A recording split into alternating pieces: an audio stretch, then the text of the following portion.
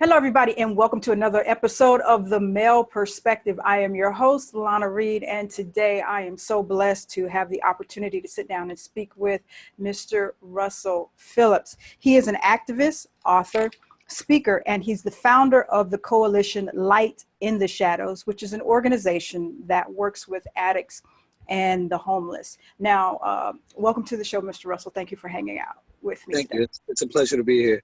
Thank you. Now, where are you at? Where's Light in the Shadows at? Based out of Maryland. Maryland. Okay. Yeah. All right. Now, before we get going, I had to do my research to get ready for today's show. Sure. And I want to say in advance, you don't know me from Eve or Can of Yeah. Paint or whatever, but I was so impressed. And I just want to let you know that I am so very proud of where you're at now. And just to let everybody know, I'm going to share a little bit of your blurb from your website that I got. But it says, after 18 years of drug addiction and over 30 arrests, multiple stays at treatment facilities, overdoses, and homelessness, Russell was sentenced to 10 years in prison in 2014. Now, after an early release from prison in 2016, despite having no money, no job, no license, no car, and no clothes, you've made a 180-degree turn and changed your life around, and now inspiring others. And that is just awesome, amazing. I'm just so proud of you for what you're doing. So, I mean, just congratulations first and foremost, okay? I appreciate that. Now, I want to know, because it's different for everybody. For you, what was your aha moment? Like this, I can't keep on doing this. I got to stop. So that actually started when I was in the county jail, actually, before I got sentenced, before I got my 10 years. My mom, speaking to her on the phone, through jail phone calls, seeing, having to see her behind glass, where glass separated us, through visits and things like that. I heard the cries. I saw the makeup run down her face because she couldn't take it anymore, and it got too much for me to take. I got tired of putting her through that.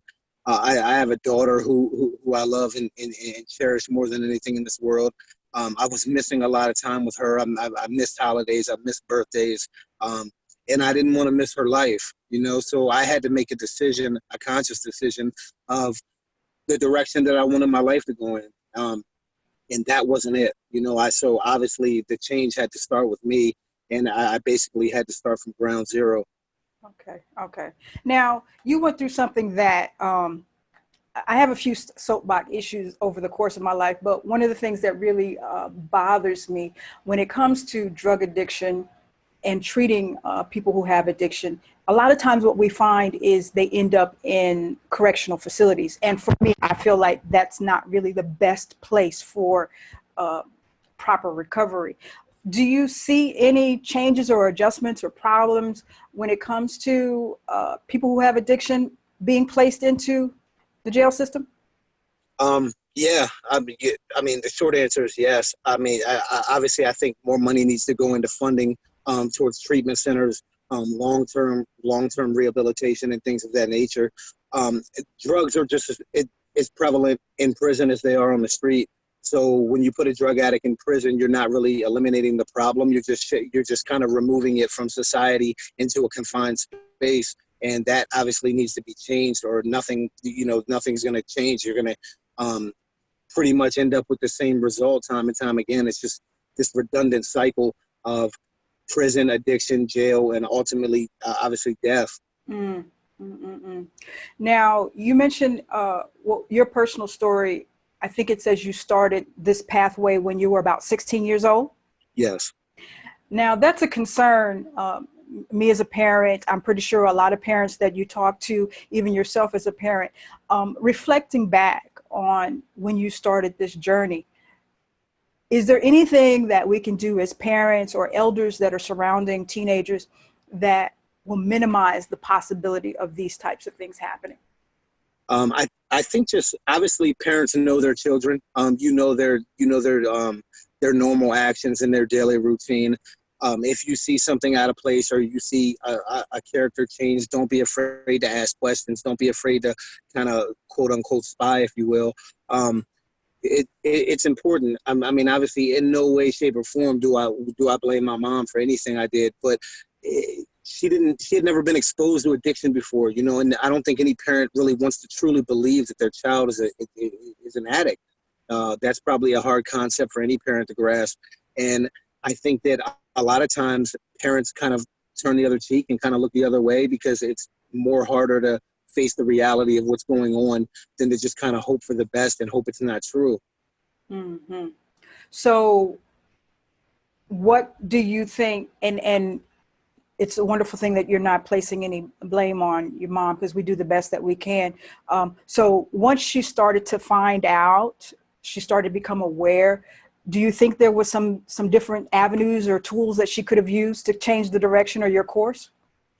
Um, no, not necessarily. I mean, I think that she tried to do everything she could. She tried to get me into treatment. She tried to support me emotionally, physically, financially. She did everything a mom is supposed to do. Okay. Now that we're talking about your mom, that's a very painful moment, or that I guess that would be one of your epiphany moments. And let's talk about your mom for a second, because you lost her while you were behind bars, correct? Yes. And you didn't get an opportunity to go to her funeral or anything? No.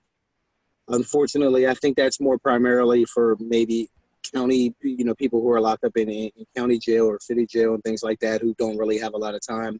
Um, to the best of my knowledge, I haven't really seen too much, you know, too much of that as far as people who are in prison with multiple years, Hmm. kind of hanging over their head. Okay. Now, experiencing life inside and outside, I know a lot of times I've seen it can be a revolving door, especially when it comes to addiction. So what is it that we need to do as a society to make sure somebody has a successful reentry, especially when they're suffering from addiction? What resources, what tools that we can give them to ensure that they'll be successful? So I think the biggest issue is changing people's perspective, right? Because not just only on addiction, when you talk about racism, when you talk about kind of any of these problems that's just, you know, that exist in society, right? People have this closed mind, and it's kind of one way, or it's kind of their way, or no way. So I think that a lot of people and in society kind of have this nature about, they kind of bash addicts, they kind of bash addiction. It's their fault, it's their problem. But you know, the irony of all that is, my mom actually passed away from lung cancer, right, from smoking cigarettes, and not one time did anyone ever say it was her fault. So this stigmatism kind of only lies with addiction, and I think that people, hopefully, when they see stories like mine, they can see the possibility in other people who they may walk past at a metro station who may be homeless. They may be able to see the potential of not what they currently are, but what they could be. Yeah, you know, because I know, being in California, we struggle with a very large homeless population. It's a major problem, and a lot of it is not only, it's a combination of things. It's addiction, and it's also people who are reentering society, coming from correctional facilities, and you're cut off from society, because you know, once you have a record, you can't get a job, sometimes you can't get housing or whatever. So I think we need to do better. We really need to do better as a society in setting people up for success. And a lot of it, what you mentioned, is it's a stigma for us as a society. We want to, you know, kind of not even look at though that population of people, you know, we Right. just kind of want to put them in, and that's not, I don't think that's really doing everybody the biggest favor, unfortunately. Sure. No, I agree with you. I think one of the problems, in my opinion, with society is that unless a situation affects a person directly, like, they don't really care. You know, if it's not affecting my life or my family, like, why does it concern me? Mhm. I don't really feel the need to help because I haven't been affected by it. It's not until somebody has an addict in their family, or somebody has um, whatever other, you know, case may be, and until they kind of deal with these situations head on, then now it becomes their issue. But if we all take on everyone's issues and we kind of work this thing together as a team, as a society, and just each one help help the next That's right. person. Like, it's not so bad just to help somebody and and try to want to see them succeed. That's right. That's right. Awesome. Awesome.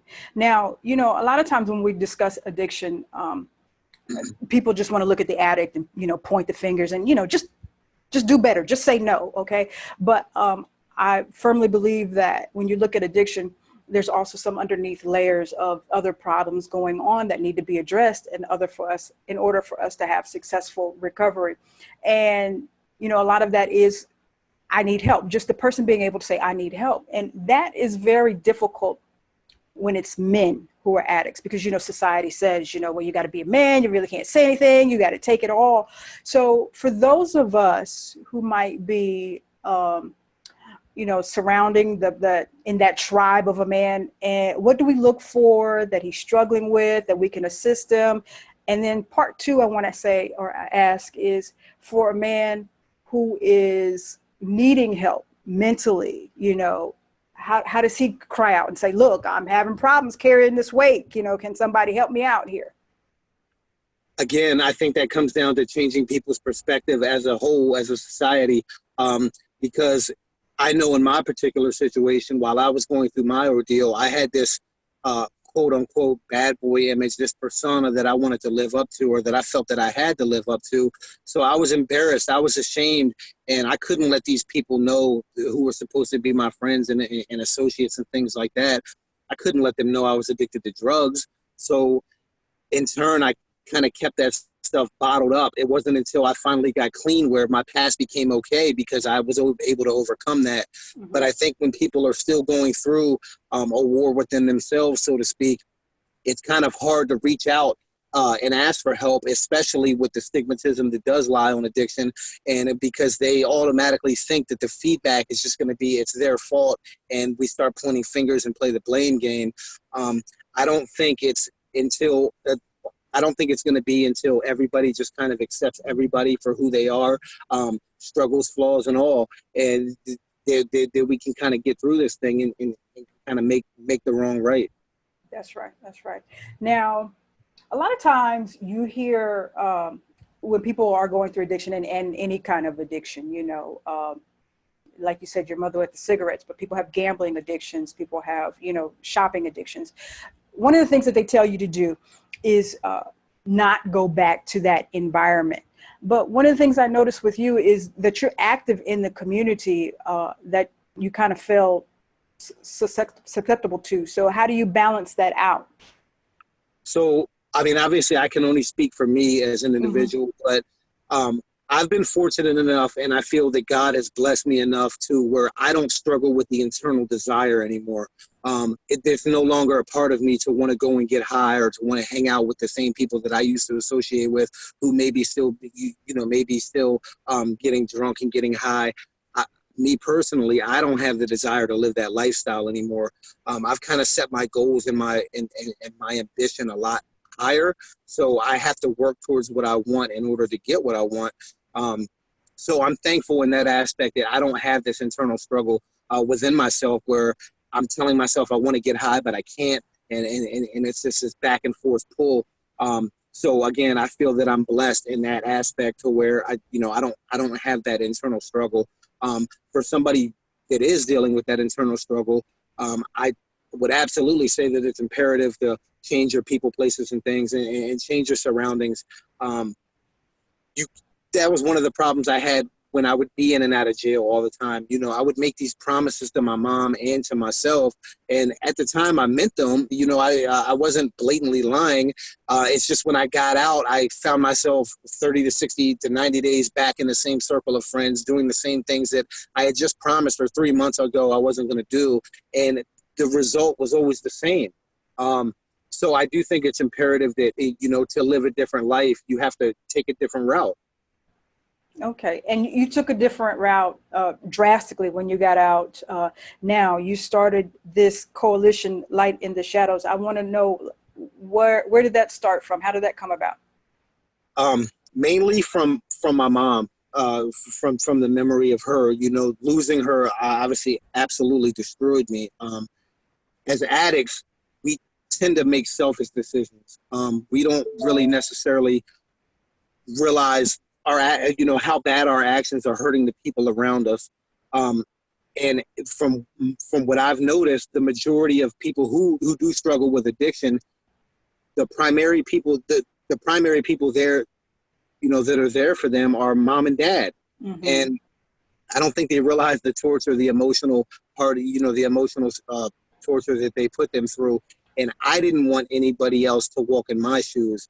Unfortunately, even though obviously I believe my mom is looking down on me and proud of me, but that's not the same as her sitting right here and being able to see my transition, and how I was able to turn my life around. So unfortunately for me, I'll never get that opportunity to kind of make that up to her. Other people will. And I hope that they can learn from my experiences and not have to walk through my shoes and experience that pain. And I feel like if I can shed light on a little bit of darkness, then that's what I want to do.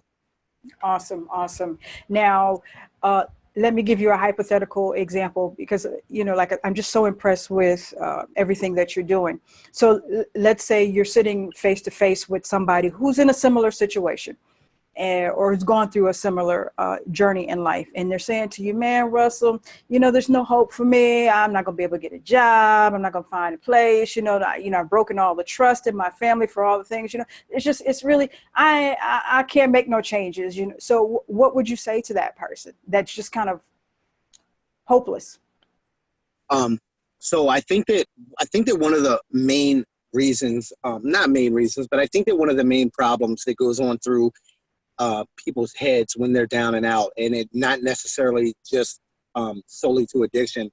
I think that they expect to turn their life around by tomorrow, right? They don't really necessarily think that or believe that there's a process. And I try to remind everybody, from everything you do throughout your life, throughout your daily routine, it's a process. To get to work in the morning, you have to obviously walk to the bathroom, get in the shower, get dressed. There's steps that you have to do to get to where you want to go. But yet when people talk about fixing their lives or kind of chasing their dreams, they expect this overnight sensation. And unfortunately, it just doesn't work like that. My mom used to tell me all the time while I was in prison, she used to tell me how my life didn't get this messed up overnight. I'm not going to be able to fix it overnight. And that kind of stuck with me throughout today, even till to this very day, because I know that something that I want, especially when it's a change in my life or repairing broken relationships with family members, whatever the case may be, things didn't get to the point they were overnight. So a person has to realize that you have to think big, but start small. You may have to crawl before you walk, but eventually, if you keep taking steps in the right direction, you're going to get to where you want to go. Awesome. Awesome. Now, it's very clear in our conversation, just our short conversation, that mom is a very important piece for you. Now, I'm wondering, since she was taken from you while you were in, when you walked out, did you have any kind of support system since she was gone? I did. My girlfriend, her and her family kind of looked out for me and helped me out a lot, actually. They gave me a place to stay, until I got back on my feet and everything like that. So, I'm very thankful for them as well. But it was just the determination, again, in my head, in this life that I wanted to create for myself. And I think that anybody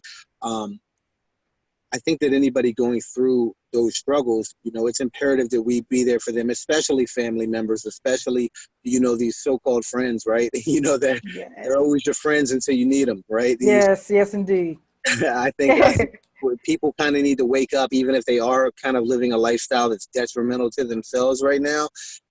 They just kind of really need to open their eyes and see who's really there for them in their life, and who really cares. Because I think a lot of times our attention is focused on the wrong people, and then when we're down and out, those same people are nowhere to be found. There you go. Good tips.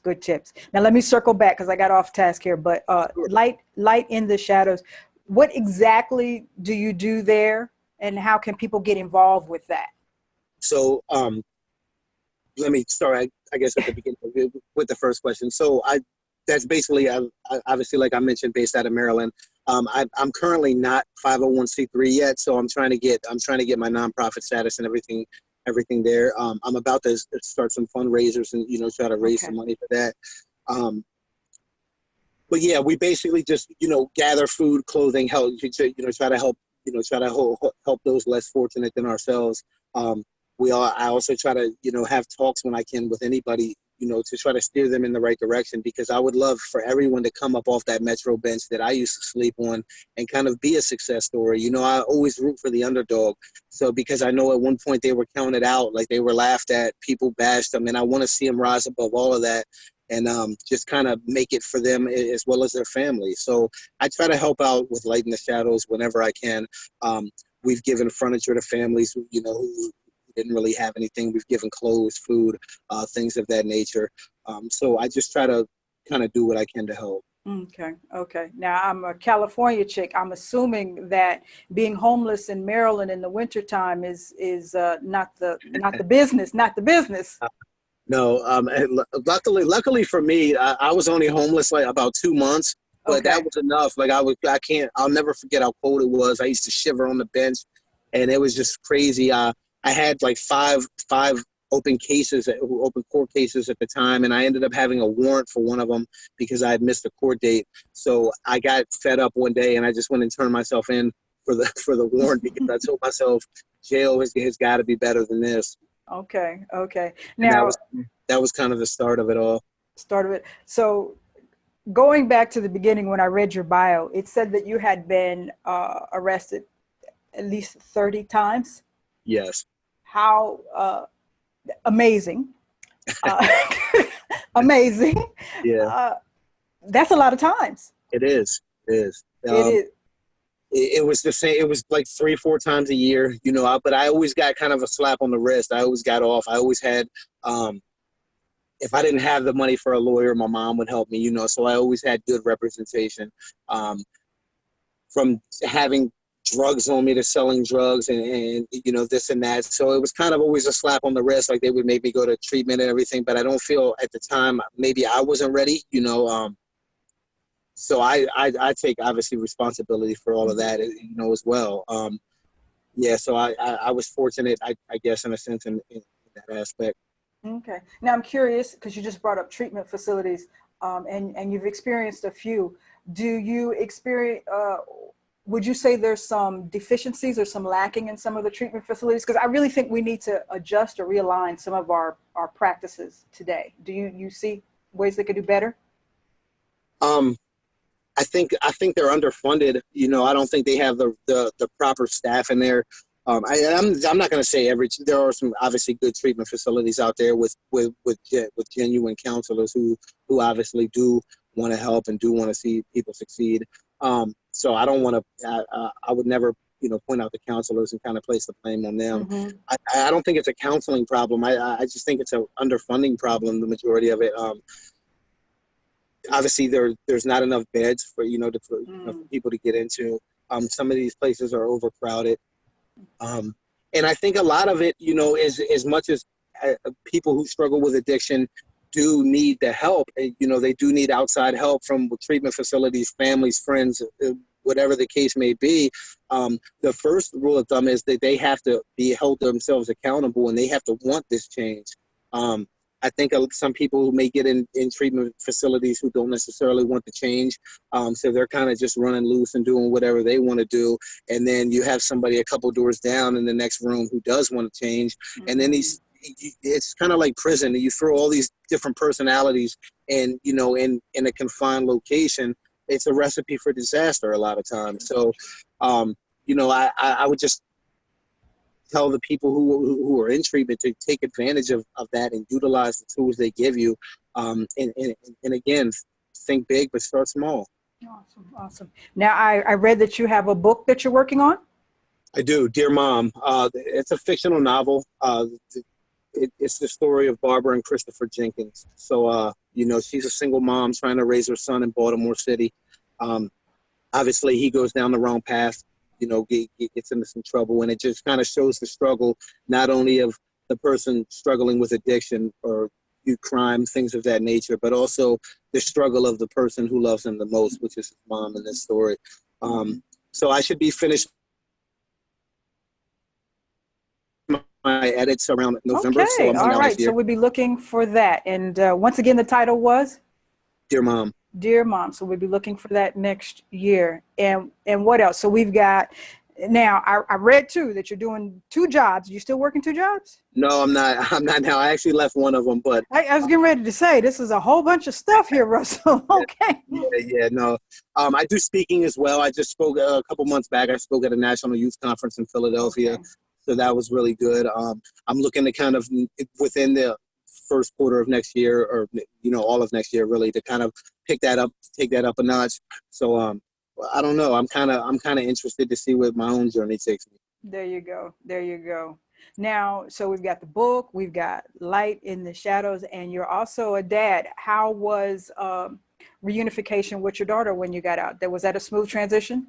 To be completely honest with you, yes and no.